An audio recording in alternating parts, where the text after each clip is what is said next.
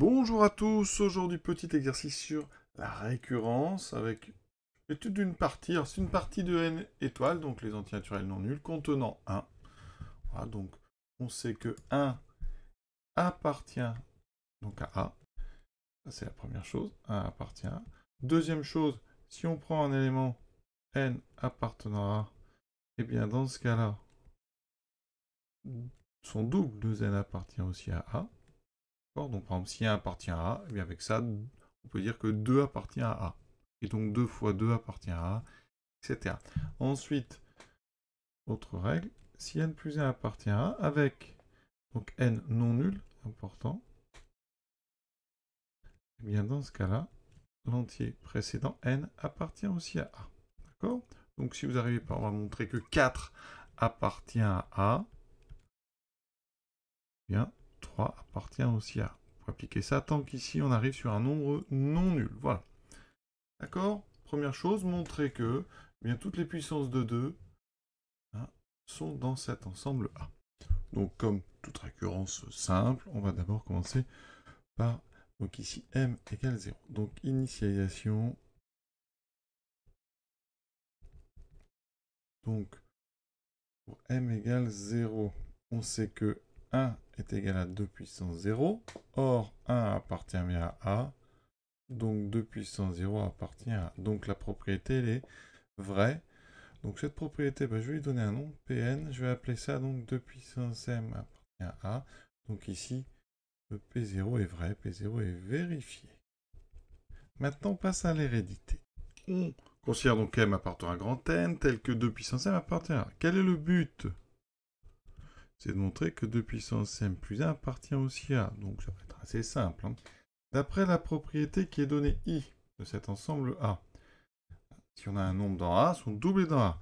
2 puissance m appartient à A, donc son double, 2 fois 2 puissance m appartient aussi à A. Or, 2 fois 2 puissance m, c'est 2 puissance m plus 1.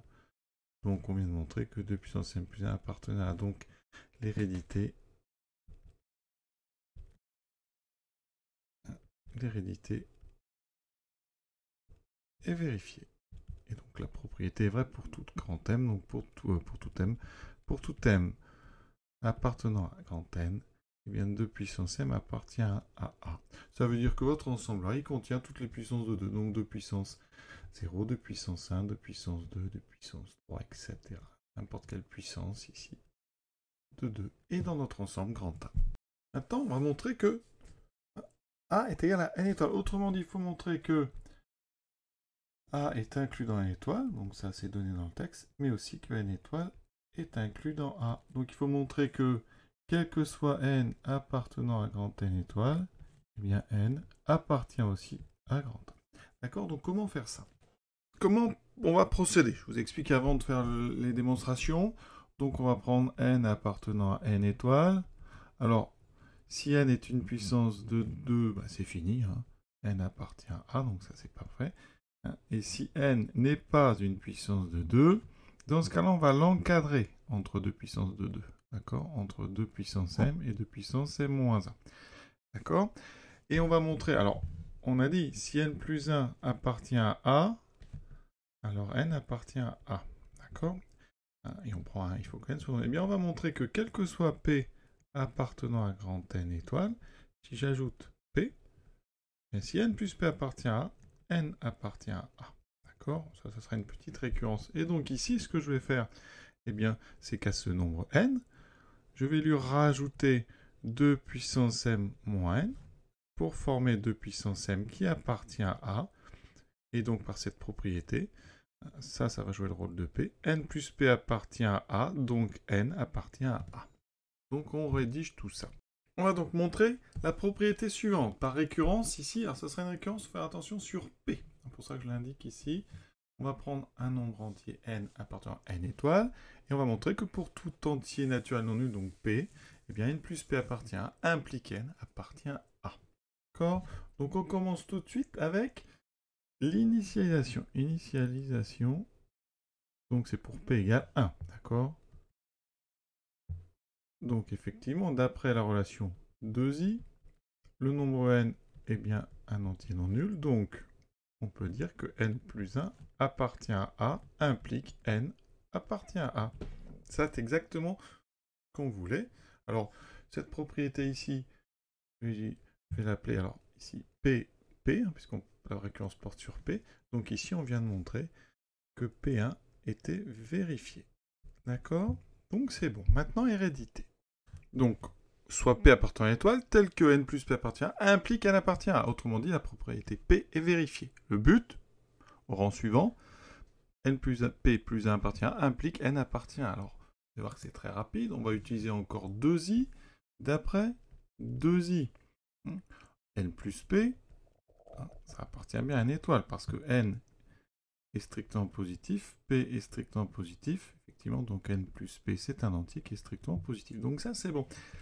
Ça veut dire qu'ici je peux dire que n plus P plus 1 appartient à A implique n plus P appartient à A, d'accord?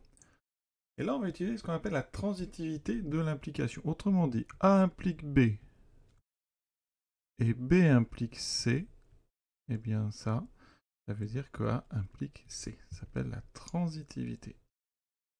C'est une propriété, par exemple, si on a A plus petit que B, B plus petit que C, eh bien A est plus petit que C. Oui, c'est la même propriété.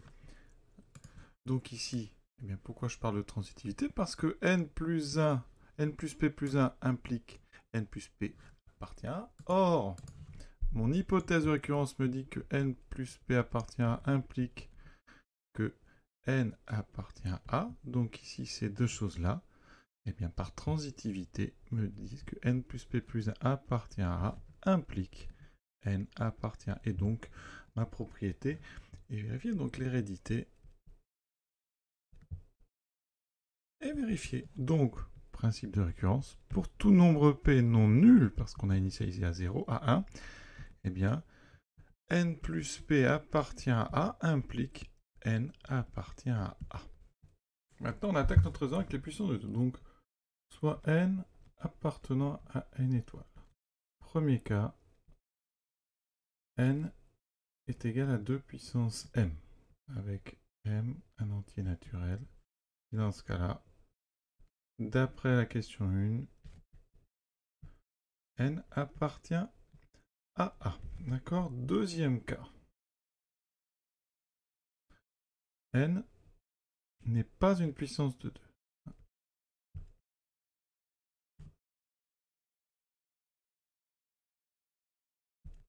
Dans ce cas-là, comme les puissances de 2, ça tend vers plus l'infini, eh bien, il existe dans ce cas-là un nombre entier m, d'accord, tel que, eh bien, n est entre 2 puissance m et 2 puissance m moins 1. D'accord?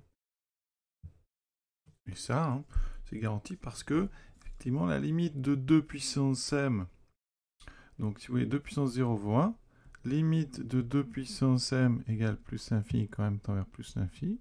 Donc il suffit de prendre pour m moins 1 la première puissance, hein, pour laquelle on va dépasser, pour lequel n va dépasser donc 2 puissance m moins 1, et après vous l'avez coincé comme ça entre 2 puissances de 2. Et maintenant j'utilise la propriété que j'ai démontrée, hein, que je vais appeler 3i, avec une petite écriture de 2 puissance m sous la forme, donc 2 puissance m, regardez bien, je l'écris donc ici, n plus 2 puissance n moins n.